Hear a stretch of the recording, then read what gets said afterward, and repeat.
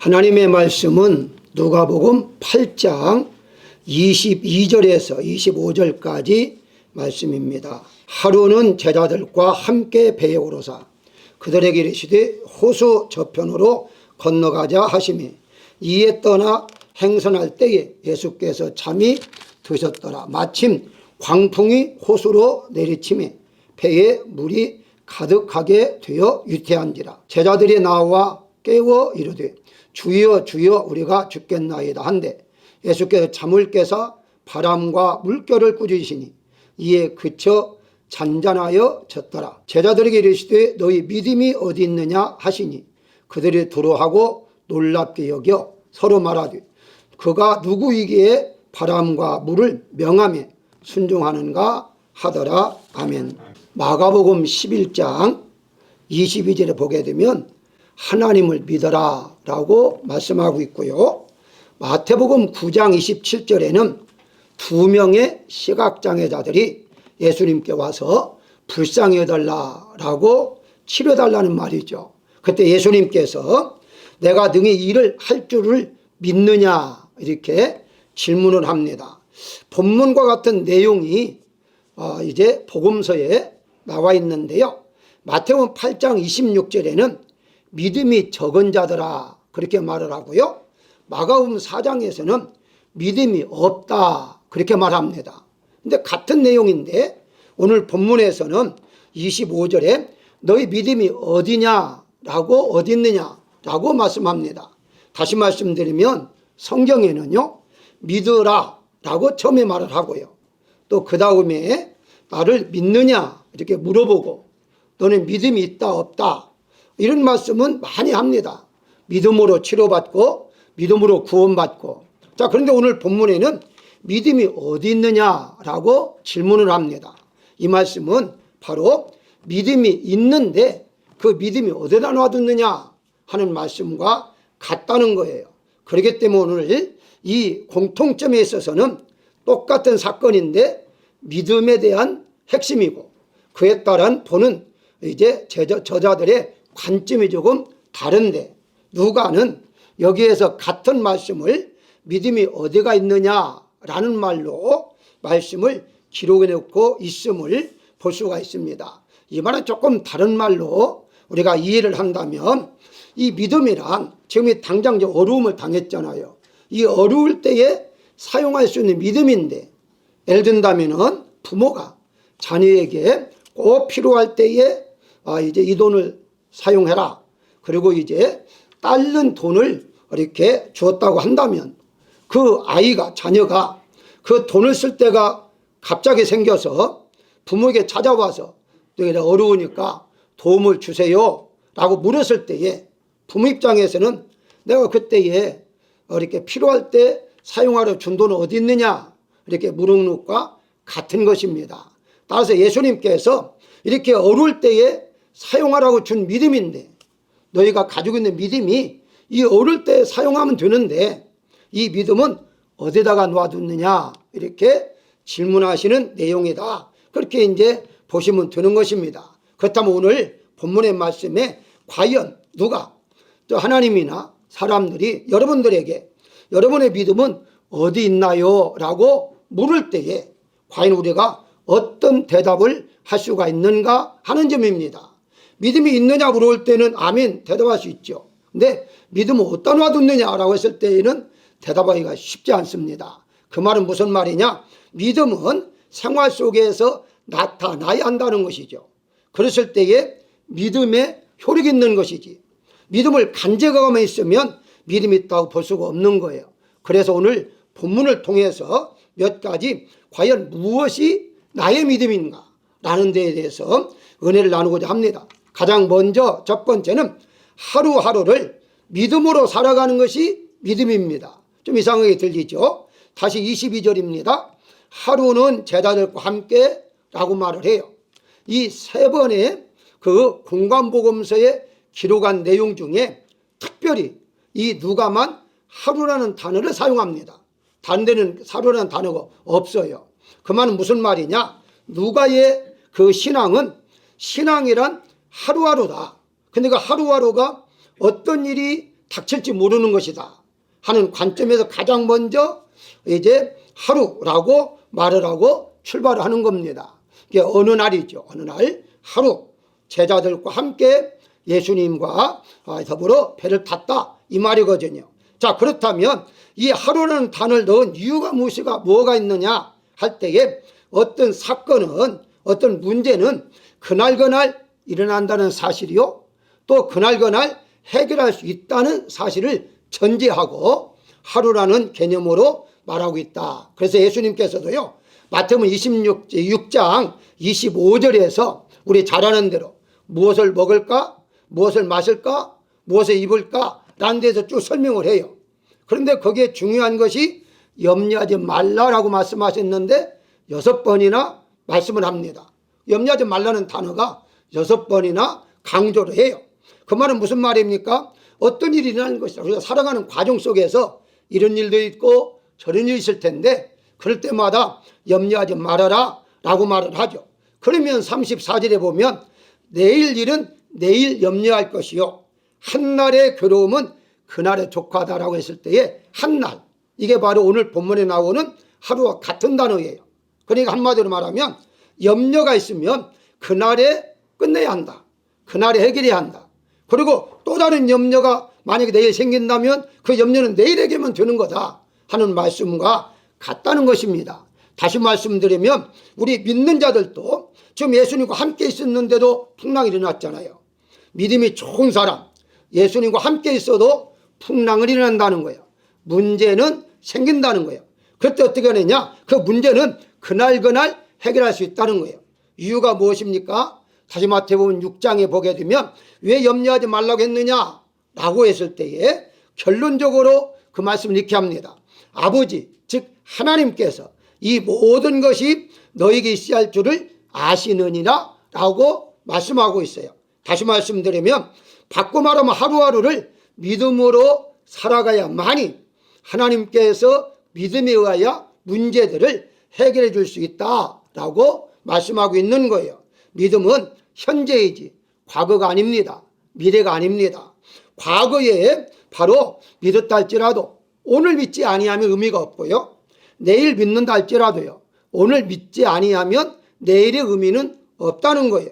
그래서 믿음은 그날 바로 믿음으로 살아갈 때에 그 믿음으로 살아가는데 어떤 문제가 생겼다 그러면 그날 해결해 나갈 수가 있다는 것인데요.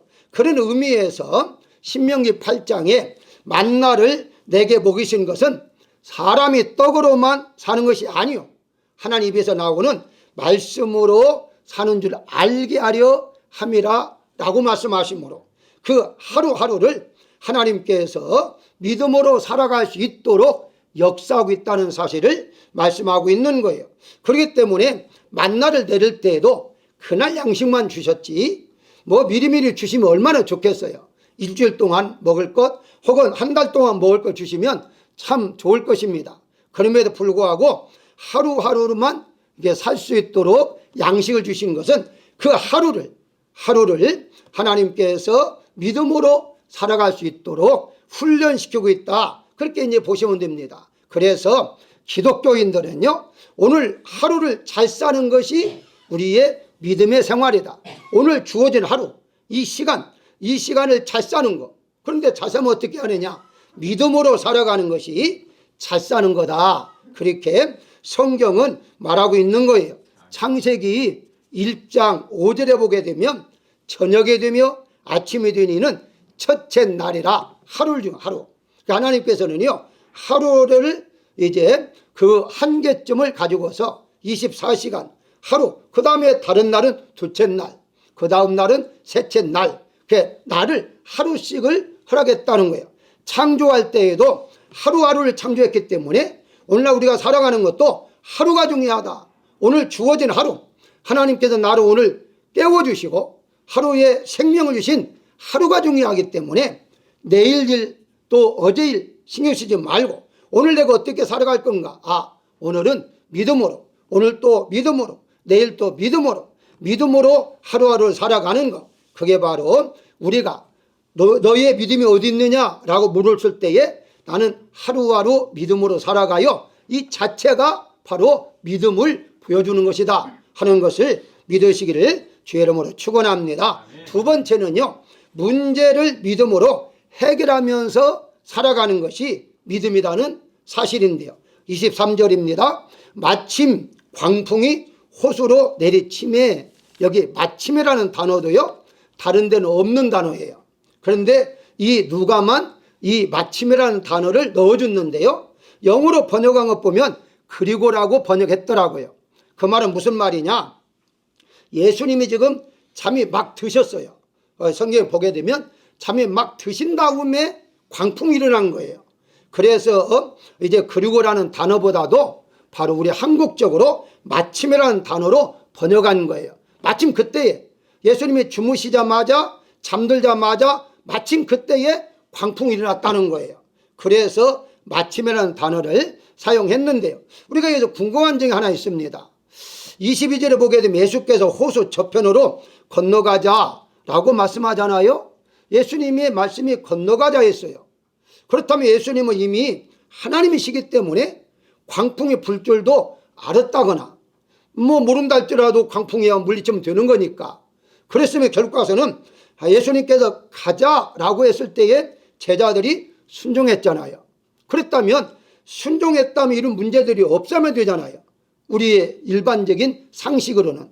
왜냐하면 일반적인 기독교인들은요, 예수님 잘 믿으면 문제가 생기지 않는다라고 생각하고 믿잖아요.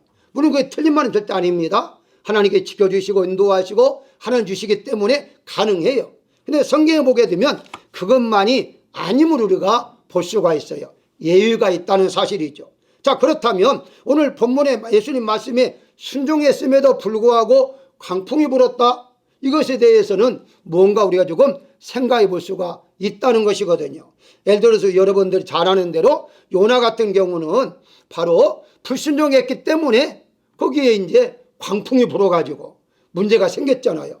불순종했기 때문에 요나는 광풍을 만났다, 이렇게 이해할 수 있잖아요. 자, 그런데 전혀 그렇지 않고 순종했음에도 불구하고 이런 광풍을 만났다는 것은 대표가 누굽니까? 욥이잖아요. 욥은 믿음이 좋은 사람으로서 하나님이 인정할 정도로 믿음이 좋다, 이렇게 완벽하다라고까지 퍼펙트로 번역하잖아요. 그런데도 불구하고 고난을 받습니다. 그렇기 때문에 욥의 친구까지도 그때 당시에 신학은 문제는 어느 때 생기느냐, 말씀대로 순종하지 않을 때에, 즉 믿음대로 살지 않을 때에 문제가 생긴다, 이렇게 알고 있었잖아요. 그러다 보니까 욥에게 회개하라, 네가 죄를 범했기 때문이다, 얼마나 많은 그런 찔림을 주었을까요. 그럼에도 불구하고 욥은 아니다 라고 계속해서 말하고 있죠. 무슨 말입니까? 우리가 예수님 말씀대로 산다 할지라도 이런 강풍, 즉 생활에 문제는 생길 수가 있다는 거예요. 그러면 안 믿는 사람과 믿는 사람과 무슨 차이점이 있느냐? 아니, 예수님 잘 믿어도 문제가 생긴다면 차이점이 뭐가 있느냐? 이렇게 우리가 생각할 수가 있을 것입니다. 그런데 차이점이 무엇이냐? 방금 말씀드린 대로 문제가 생길 때에 믿음으로 해결할 수 있는 능력을 주시고 하나님이 해결해 준다는 사실이에요. 이게 다른 점이에요. 이게 문제가 없으면 좋겠지만 이 세상에는 문제가 있는 세상이다 보니까 이 세상에서 살고 있는 한 문제는 자연스럽게 생길 수 있다는 거예요. 내가 아무리 운전을 조심한다 할지라도요, 상대방이 내 차를 받으면 어떤 방법이 없습니다. 이런 문제가 내가 믿음이 없어서가 아니라 세상이 그러다 보니까 문제는 생길 수가 있는데, 그때에 대처하는 방법이 바로 믿음으로 해결할 수가 있다는 것이고, 아니면 하나님께 해결해 주시는 것이기 때문에 우리에게는 문제가 아니다는 사실이죠. 그게 바로 바울이 깨달은 것인데요, 로마서 8장 17절에 보게 되면 자녀이면 또한 후사, 곧 하나님의 후사요 그리스도와 함께한 후사니 우리가 그와 함께 영광을 받기 위하여 고난도 함께 받아야 될 것이다 라고 말하고 있어요. 이 말은 쉽게 설명하면 우리가 예수님 믿음으로 축복을 받으니까 축복도 받지만 그에 따른 또 고난도 받게 되는 것이다. 그럴 때에도 그 고난을 하나님 앞에 감사함으로 잘 이겨나가야 한다 하는 것을 바울도 깨달았던 것을 볼 수가 있어요. 바울이 예수님 믿고도 얼마나 많은 고난을 받았습니까? 사실 바울은요, 예수님 믿기 전에 잘 산 사람이었어요. 사울이 있을 때에는요, 권세가 있었고요, 뒷배경이 얼마나 좋았습니까? 그럼에도 불구하고 예수님 믿는 것 때문에 너무나 많은 고난을 받았거든요. 그때 깨달은 것이 바울이 하나님 앞에 복도 받지만은 어려움도 받을 수 있구나. 근데 다른 점이 있습니다. 바로 하나님 믿음으로 받는 고난은 그 고난이 나에게 축복으로 다가온다는 거예요. 그래서 이것을 축복 속에 숨겨져 있는 고난이라 라고 저는 말할 수가 있는데요. 축복 속에 숨어 있는 고난. 그러니까 축복이 올 때 같이 고난도 오지만은 그 고난은 축복에 가려져서 그냥 끝나버리는 거죠. 그렇기 때문에 그 고난을 통하여 우리는 좀 더 우리가 가지고 있는 믿음을 보여줄 수 있다는 거죠. 고난이 없으면, 어려움이 없으면 내가 가지고 있는 믿음을 다른 사람에게 보여줄 수 있는 그런 것이 기회가 없어질 수밖에 없다는 것입니다. 그래서 성경이 어떻게 말합니까? 고린도전서 10장 13절에서 사람이 감당할 시험밖에는 너희가 당할 것이 없다. 너희가 감당하지 못할 시험 당함을 허락하지 않는다. 더 중요한 것이 시험 당할 즈음에 또한 피할 것을 내사 능히 너희가 감당할 수 있도록 해 주시겠다라고 말씀하고 있습니다. 이걸 시험이라는 말을 문제로 이렇게 바꿔서 말하면 똑같아요. 우리가 살아가는 과정 속에서 어떤 재정적인 문제라든가 질병의 문제라든가 이런 문제들을 하나님이 믿음으로 감당할 수 있는 것만 허락하고, 만약에 그것도 바로 피할 길을 주어서 능히 감당하게 하신다는 거예요. 그러니까 우리에게 다가오는 어떤 문제를 할지라도요, 우리는 문제라고 보지 않고 이걸 통해서 나의 입대가, 나의 믿음이 있다는 것을 보여줄 때구나, 이렇게 생각해서 믿음으로 그걸 해결해 나가야 한다는 것입니다. 데살로니가후서 1장 3절에 보게 되면 믿음에는 역사가 나타난다고 말씀하고 있습니다. 다시 말씀드리면 믿음으로 풍랑을 극복해야 된다는 것인데, 한마디로 예수님께서 너의 믿음이 어디 있느냐라고 물어볼 때에는 이럴 때에 너의 믿음을 가지고 이 풍랑을 극복해 나가면 되지 않느냐, 왜 이렇게 두렵고 무서워하느냐라고 지금 말씀하고 있어요. 내가 돈이 필요할 때에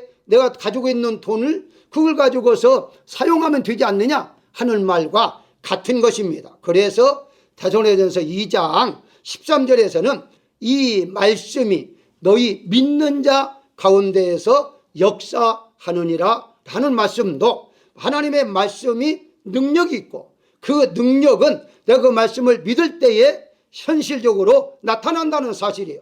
그러다 보니까 우리에게 닥치는 어떤 문제라 할지라도요, 문제는 하나님께서 여러분들에게 이미 허락하신 믿음으로 해결해 나가면서 살아가야 할 것을 믿으시기를 주의 이름으로 축원합니다. 세 번째 생각할 것은 생사를 하나님께 맡기고 살아가는 것이 믿음입니다. 24절입니다. 주여 우리가 죽겠나이다 라고 말하고 있어요. 모든 사람이 가장 무서워하는 것이 죽음입니다. 그 이유는 죽음을 이긴 사람이 없기 때문이에요. 죽음 이긴 사람이 세상에 어디 있습니까? 옛날에 900살 살았다 할지라도 결국은 죽었어요. 그러니까 죽음이라는 그 어느 누구도 해결할 수가 없습니다. 단 한 분, 예수님만 죽음을 해결하셨기 때문에 예수님 이후에는 죽음은 모두가 다 두려워할 수밖에 없는 거예요.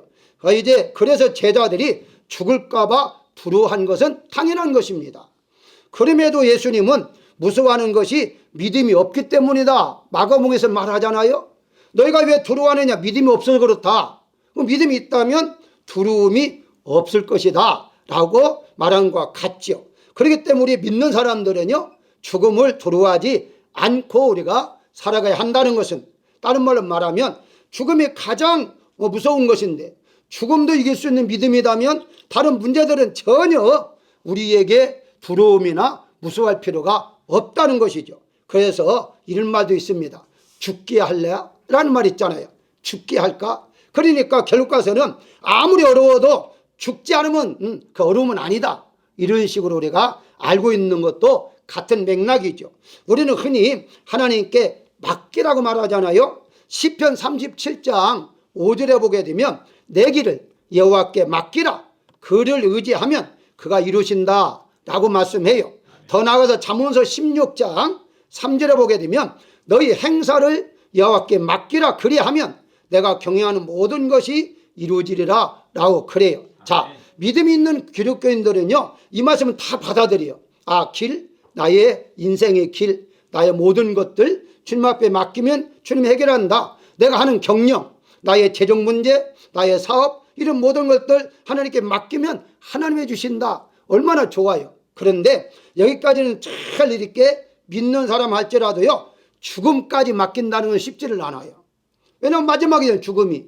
그래서 제자들도 믿음이 좋았지만 좋으니까 예수님 따라다녔을 거 아닙니까? 그런데도 불구하고 파도에 의해서 죽을 것 같으니까 무서워할 수밖에 없었다는 것. 이건 당연해요.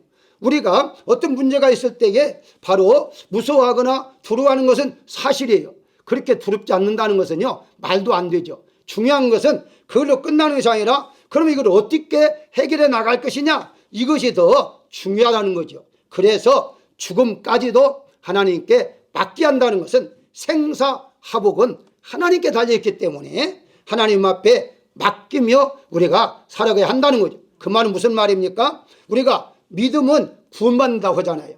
그래서 구원받는 믿음은 모두가 다 견고한 것 같아요. 믿습니다. 나 천국 갈 수 있습니다. 믿습니다. 이거 잘 믿는데 우리의 생활 속에 일어나는 것들은요, 어떤 일이 있을 때에 믿습니다 라는 말이 잘 안 나오는 경우가 있는 이유는 무엇일까요?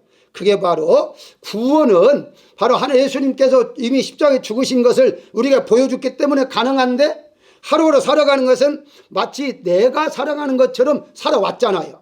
내가 열심히 일하고 내가 열심히 하고 그러니까 나에게 책임이 있는 것처럼 느끼고 살았기 때문에 쉽게 맡길 수가 없어요.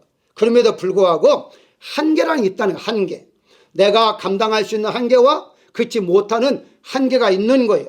오늘 본문은 어떻습니까? 이 제자들 중에는요, 어부 출신이 많아요. 근데 어부도 하루 이틀 하는 사람들이 아닙니다.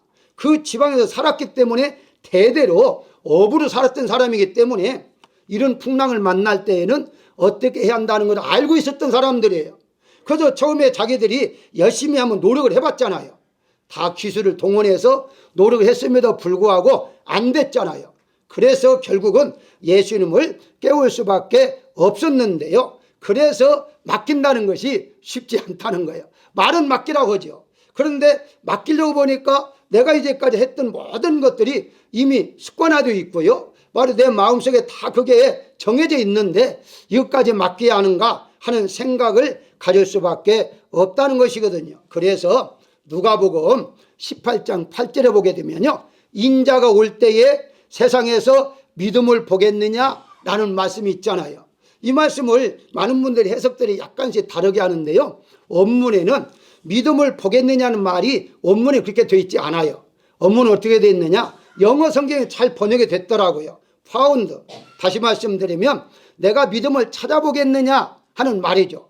그 말은 무슨 말이냐, 말세가 되면 믿음 있는 사람이 얼마 없다는 거예요. 그래서 내가 이제 이 세상에 올 때에 믿음 있는 사람이 과연 얼마나 있겠는가, 믿음을 찾아볼 수 있을까 하는 마음으로 말씀을 한 거예요. 그만큼 하나님을 전적으로 믿는다는 것이 쉽지 않다는 거예요. 어디까지? 죽음까지 맡길 수 있는 믿음이 되어진다는 거죠. 살고 죽는 거 하나님 손에 달려있다, 이 정도까지 믿을 수 있다면 이분은 정말 믿음이 좋은 분이고, 내 사업, 내 가정, 나의 형편까지 맡길 수 있다면 그 밑에 믿음이 좋다, 이렇게 우리가 생각할 수 있는 것인데요, 오늘 본문에서는 분명하게 우리가 죽게 되었습니다 라고 하잖아요. 근데 죽게 됐다는데 예수님은 살려줬잖아요. 결과는 우리는 죽을 줄 같은데 예수는 우리를 살려주시는 분이시다 라고 성경은 말하고 있어요.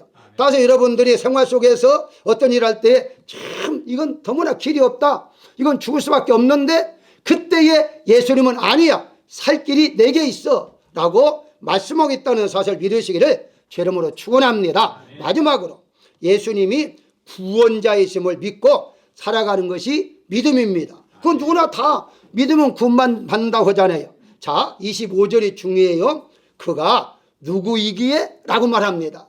그가 누구이기에? 아니 바람과 파도가 잔잔해지니까 아니 제자들이 누군데 파도가 바람이 순종하는 거? 라고 말합니다. 지금 함께 생활하면서 살아갔던 제자들이잖아요. 그럼에도 불구하고 예수님이 아직까지 누구인지를 모르고 있다는 거예요. 자, 그런데 마태복음 8장 27절에 보게 되니까 이가 어떠한 사람이기에? 라고 번역을 해요. 그러니까 무슨 말이냐, 지금 이 똑같은 사건인데 마태에서는요 사람이라는 단어를 사용해요. 무슨 말이냐면 제자들이 아직까지도 예수님이 사람으로만 생각한 거예요.